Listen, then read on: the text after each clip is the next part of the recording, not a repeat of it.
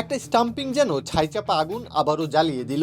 Pakistan Australia series অনেক আগেই শেষ হলেও উত্তাপের রেশ টেনে রাখলো। দুই দলই যখন বিশ্বকাপ খেলার পথে, তখনই আলোচনায় এলো 2 দিন আগে খাজানাফের বিতর্কিত স্টাম্পিং।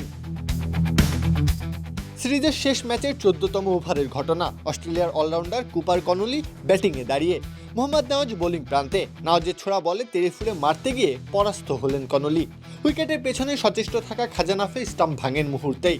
আম্পায়ার তখনই কনলিকে আউট ঘোষণা করে দেন। এই পর্যন্ত সবকিছুই স্বাভাবিক মনে হতে পারে, তবে একটু খতিয়ে দেখলেই পরিষ্কার হবে সবকিছু। যে হাতে নাফি স্টাম্প ভেঙেছেন, বল সে হাতে ছিলই না, অর্থাৎ ভুলভাবে আউট দেওয়া হয়েছে কনলিকে। আইসিসির নিয়মও যে সে কথাই বলে। নিয়ম অনুযায়ী যদি কোনো ফিল্ডার হাত দিয়ে স্টাম্প ভাঙে, সেই হাতে অবশ্যই বল থাকতে হবে, কিন্তু নাফের বল ছিল অন্য হাতে। সুতরাং আউটটি যে বৈধ নয় সেটা বোঝাই যায়।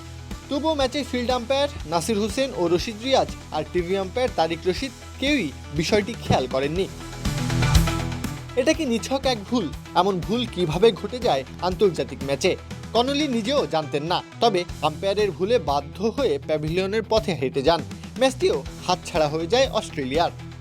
প্রত্যহ কাব্য, খেলা ৭১।